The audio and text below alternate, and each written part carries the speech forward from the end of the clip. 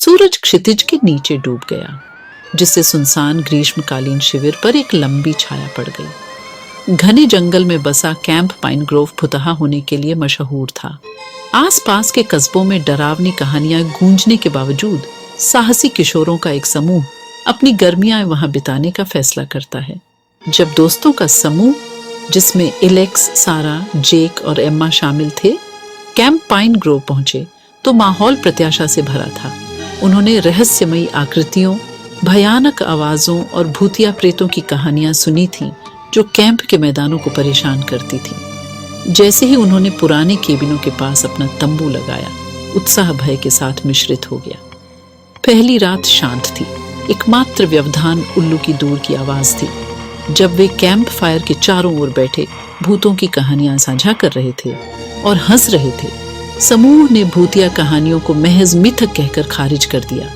हालांकि उन्हें इस बात का अंदाजा नहीं था कि उनका साहसिक कार्य एक अप्रत्याशित मोड़ लेने वाला था। दूसरी रात शिविर के ऊपर एक अजीब सी धुन छा गई, जिससे एक अलौकिक वातावरण बन गया। समूह के साहसी एलेक्स अंधेरे में शिविर की खोज करने का सुझाव देते हैं। मशालों से लैस होकर वे जंगल की ओर चल पड़े।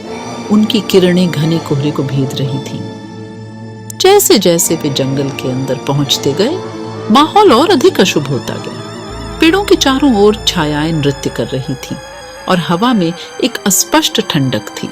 एक भयानक उपस्थिति को महसूस करते हुए सारा कांपने लगती है, लेकिन जेक उसे आश्वस्त करता है, ये सिर्फ हमारी कल्पना है जो हमारे साथ छल कर रही है।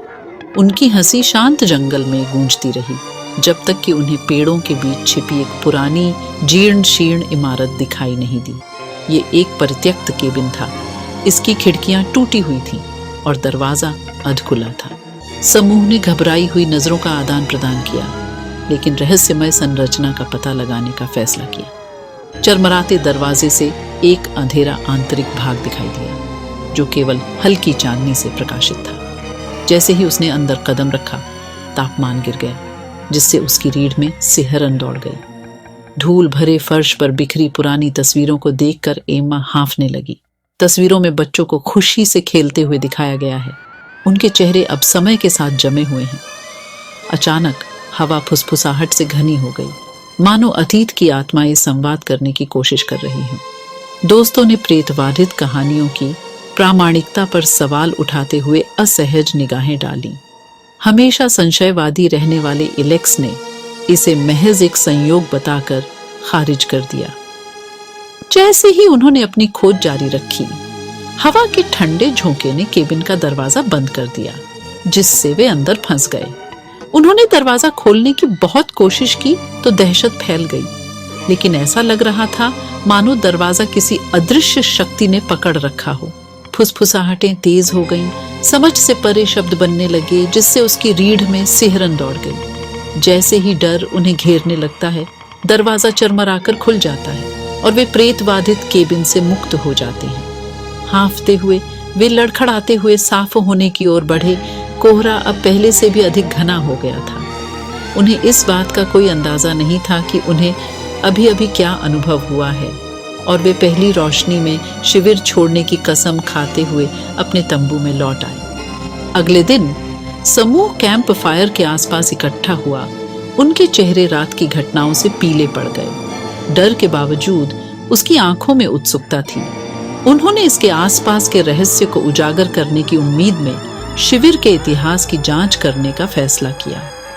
पास के शहर के अभिलेखागार में उन्हें दशकों पहले का एक अखबार का लेख मिला। इसमें एमिली नाम की एक समर कैंप काउंसलर की दुखद कहानी बताई गई, जो रहस्यमय परिस्थितियों में गायब हो गई थी। लेख में अजीब घटनाओं, अस्पष्टीकृत घटनाओं और बढ़ती धारणा का उल्लेख है कि एमिली की आत्मा अभी भी शिविर में भटकती है। रहस्य को उजागर करने के लिए दृढ़ संकल्पित दोस्त स्थानीय इतिहासकार श्रीमती जेनकिंस नाम की एक बुजुर्ग महिला की तलाश करते हैं।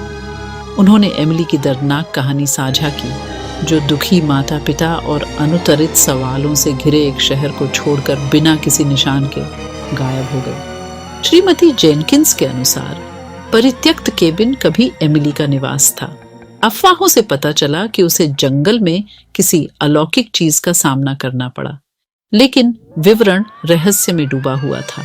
समूह ने ध्यान से सुना, यह महसूस करते हुए कि केबिन में उनकी मुलाकात ने उन्हें एमिली की आत्मा से जोड़ा होगा। जैसे ही एक बार फिर रात हुई, समूह ने दूसरे पक्ष से संवाद करने का निर्णय लिया। मोमबत्तियां, एक ओइजा बोर्ड और भय की भावना से लैस वे प्रेतवाधित केबिन में एकत्र हुए। प्लैनचेट अनियमित रूप से घूम रहा था, ऐसे शब्द बोल रहा था जो खुद एमिली की ओर से आ रहे थे। उन्होंने इसे खत्म करने की इच्छा व्यक्त की और जंगल में दबे अपने अवशेषों के स्थान का खुलासा किया। नए दृढ़ संकल्प के साथ दोस्त एमिली की परेशान आत्मा को शांति दिलाने के मिशन पर निकल पड़े। अपनी अलौकिक मुठभेड़ के दौरान प्रदान की गई जानकारी से प्रेरित होकर वह जंगल में एक पुरानी भूली हुई कब्र की खोज करता है।